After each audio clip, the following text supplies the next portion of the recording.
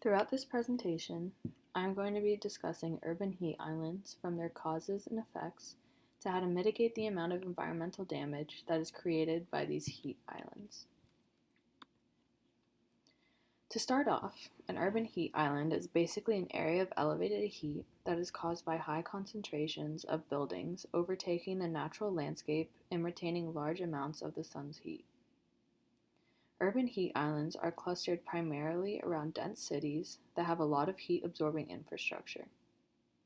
Some cities can be up to 22 degrees Fahrenheit warmer than their surrounding rural areas, and heat-absorbing surfaces like pavement and concrete can be up to 50 to 90 degrees Fahrenheit warmer than the air around them. For example, in my hometown of Tampa, the average summertime temperature is about 90 degrees Fahrenheit. But in downtown Tampa, which is an area of only 521 acres, which is rather small in comparison to Miami's 1,354-acre downtown, the average summertime temperature is about 92 degrees Fahrenheit. So there's a 2 degrees difference between downtown and the surrounding rural areas. While a 2-degree difference does not seem like much, downtown Tampa is located on the water and thus should be cooler than the rest of Tampa, but it is almost consistently warmer. This is because of the high concentration of dark urban surfaces that are in downtown and the lack of green and cool spaces. And Tampa is really just an example of a bunch of other larger cities as well that have the same issue. Another example relates to a current event.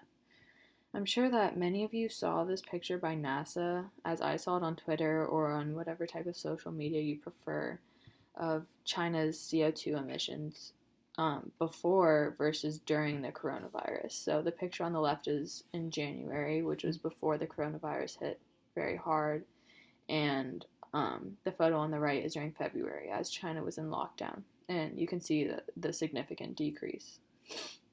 So just 1 month of a drastic decrease in emissions due to quarantine caused the amount of emissions to decrease by about 25% of the usual for this time of year. And the smog that is so famously associated with Beijing and other large cities has started to clear up. I'm sure you have also seen photos of the water in Venice, which had cleared from the decrease in human activity and motorboat use since the start of Italy's quarantine.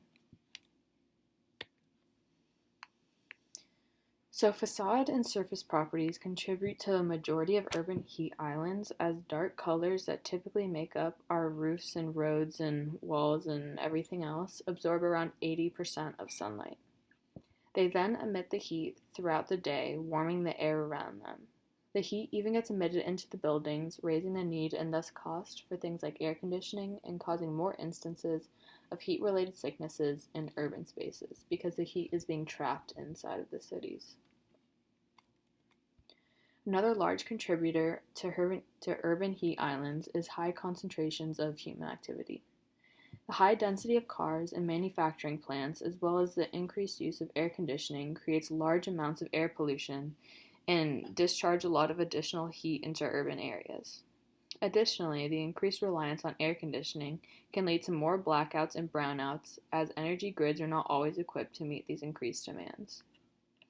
Even cleaner methods of transportation, like jogging or biking, can be hazardous to the environment when they occur in large concentrations like they do in the city.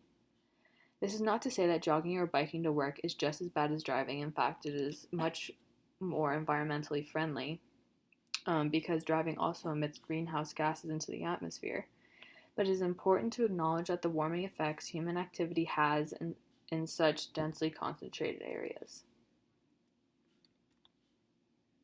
When this level of activity and expulsion of greenhouse gases is paired with fewer green spaces to dissipate and scatter these toxic gases that are being emitted, they often get trapped by the urban infrastructure, like the concrete and all the other things discussed previously. The air quality gets severely damaged. This often leads to the creation of smog. In waterside cities like Tampa, though we don't have smog, water quality is damaged by the urban heat island.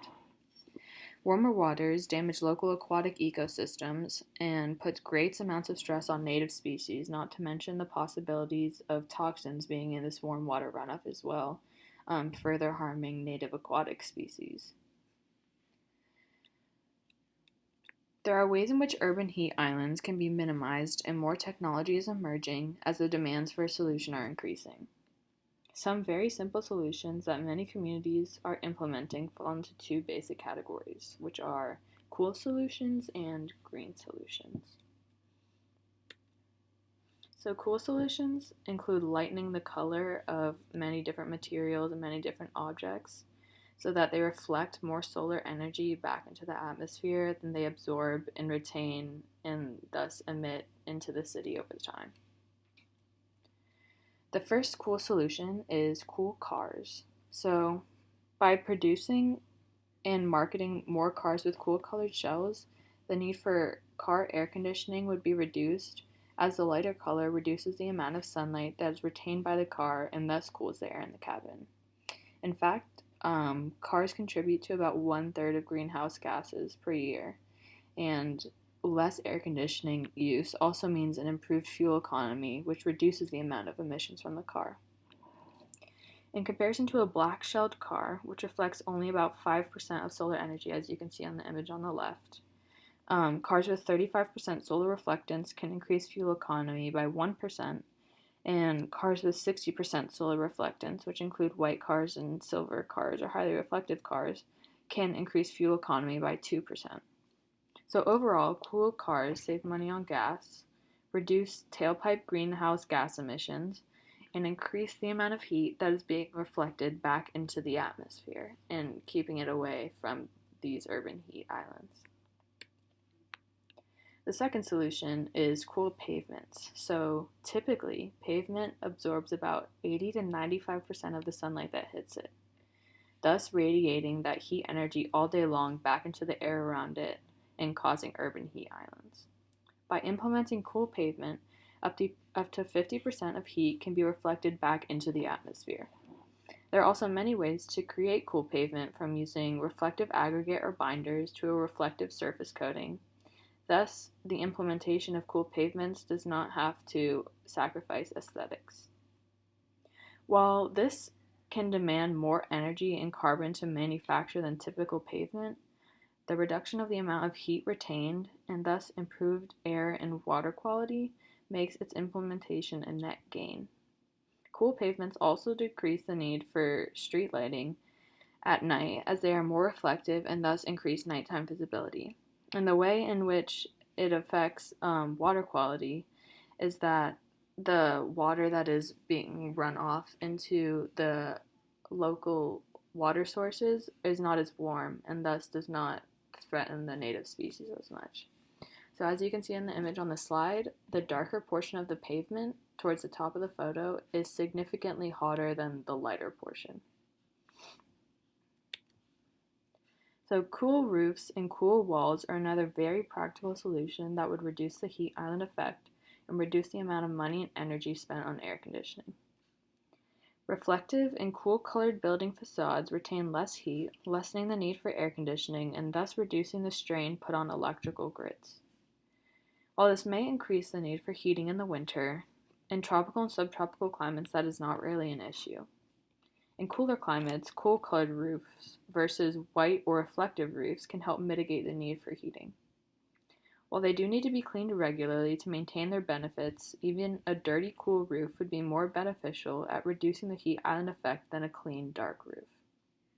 As you can see in the image, a typical dark roof only reflects up to 20% of the light that hits it, while on the right, cool roofs can reflect up to 80% of the heat that reaches it. The second category of solutions is green solutions. So these typically entail incorporating green roofs and green spaces into the urban environment. In general, by increasing the amount of coverage by trees and vegetation, pavement temperatures would decrease, as the trees would cool the air partially via evapotranspiration, which is a natural process, and would shade the pavement from heat throughout the day. Implementation of more vegetation can also help protect the natural environment from erosion and make urban spaces more attractive and integrated and livable for those who are experiencing the spaces. Green roofs can range from a single layer of an easily managed ground covering plant to entire gardens, parks, and farms that exist on urban roofs. This layer of vegetation reduces the temperature of the roof, thus acting as a natural insulation, provides shade, and removes heat via evapotranspiration, and the plants would help sequester some of the emitted carbon from the atmosphere, which would reduce the overall environmental stress created by cities. All of these solutions can be combined and integrated in many different ways to fit the individual demands of a city. Not all of these solutions would work in every situation, but by having options, cities can work to make an individualized solution to reduce the urban heat island effect.